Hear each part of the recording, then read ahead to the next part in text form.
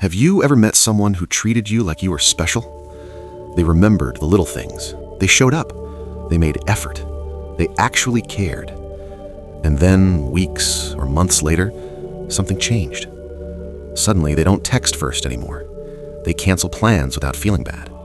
They talk to you differently, shorter, colder, like you're not that important anymore. And you're sitting there wondering, what did I do? Did I say something wrong?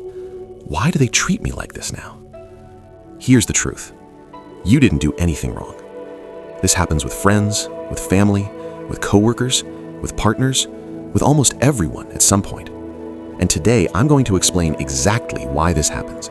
Not just in relationships, but in every connection you'll ever have. Once you understand this, you'll never look at people the same way again. Let's get into it. The mask falls off.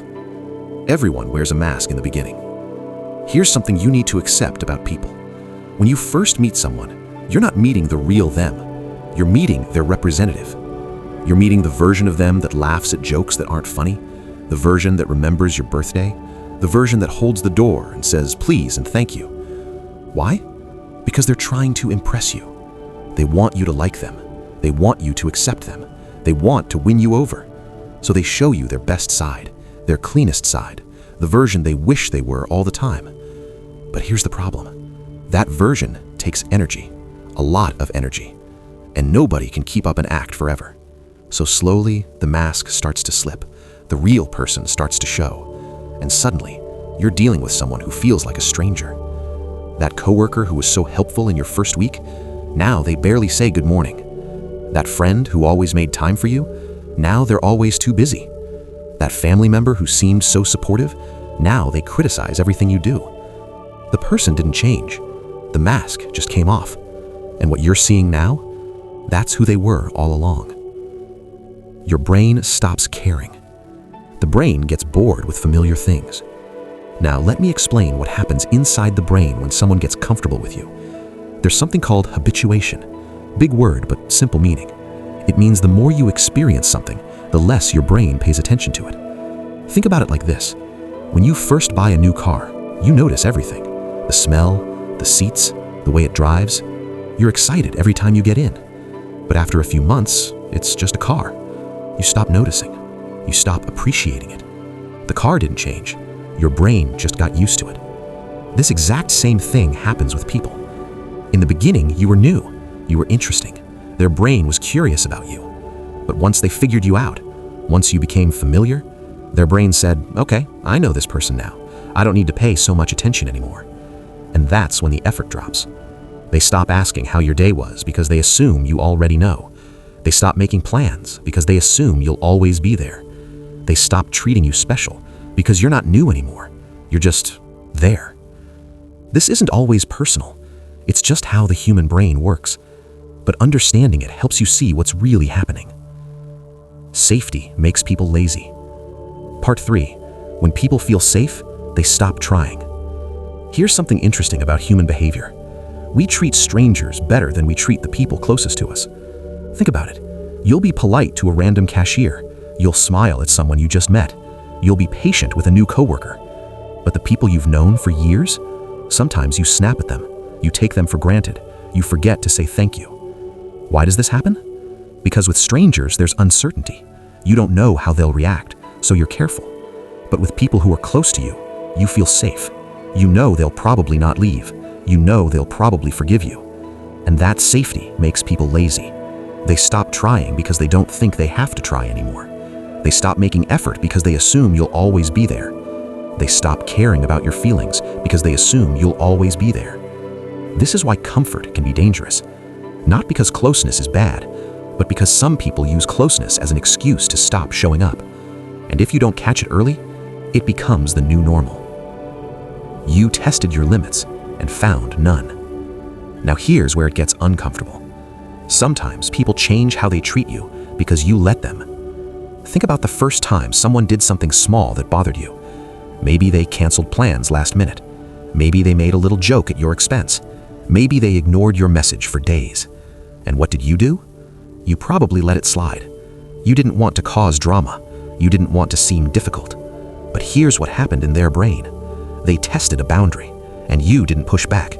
So they tested another one, and another one, and another one. Each time you stayed quiet, they learned something new about you. They learned you'll accept being treated as less than. They learned your presence is guaranteed no matter what. They learned there are no consequences for low effort. And once someone learns that, they have no reason to change. This isn't me blaming you. This is me showing you the pattern. Every time you accept less, you teach people that less is acceptable. And people will always drop to the lowest level of effort that still keeps you around. If that level is 0 effort, that's exactly what you'll get. Some people only want the chase. Some people only liked the challenge. Here's a hard truth. Some people don't actually want you. They want the chase. They love the excitement of winning someone over, the thrill of not knowing if they'll succeed, the game of trying to impress. But once they have you, the game is over and they lose interest. You'll notice this with people who were super intense in the beginning. They texted all the time, they gave you all their attention, they made you feel like the center of their world. But the moment you were fully available, the moment you showed you were committed, they pulled back, they got distant, they started looking for the next chase. This isn't about you being boring or not enough. It's about them needing the thrill more than they need the connection.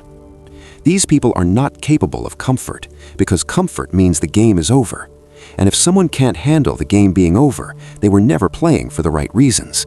Recognize these people early and let them go chase someone else. What you can do about it.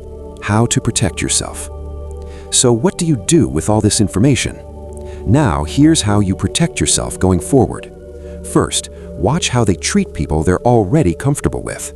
Before someone gets comfortable with you, look at how they treat their old friends, their family, their coworkers.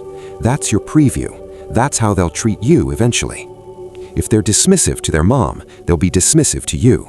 If they flake on their old friends, they'll flake on you. If they talk bad about people close to them, they'll talk bad about you. Pay attention before you get too deep. Second, don't give everything at once. When you give all your time, all your energy, all your availability right away, people have nothing to work for. Slow down. Let them earn your presence. Let them keep making effort to keep you. Not because you're playing games, but because value is built through investment, and people value what they work for. Third, address small things early. The first time someone disrespects you, don't let it slide. You don't have to fight, just acknowledge it. Say, "That didn't feel good," or "I didn't appreciate that." Show them early that you notice. Show them early that you have standards. If you wait until you're resentful, it's already too late. Fourth, be willing to step back. If someone's effort drops, let your availability drop too. Not as punishment, but as natural consequence. You get what you give, and if someone stops giving, you don't have to keep giving either. The people who value you will step up. The people who don't will let you go. Either way, you win. So here's what I want you to remember. People act different after getting comfortable because the mask comes off, the brain gets bored, safety makes people lazy, and sometimes you've trained them to give you less.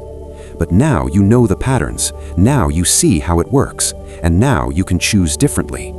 Stop accepting crumbs from people who used to give you the whole meal. Stop being so available that your presence means nothing. Stop letting comfort turn into disrespect. The right people will get comfortable and treat you better, not worse. Those are the ones worth keeping. If this video made you think differently about your relationships, hit that subscribe button. I break down human behavior like this every week and help you understand why people act the way they do. Leave a comment and tell me, have you experienced this? Has someone changed on you after getting comfortable? I want to hear your story. I'll see you in the next one. Stay aware out there.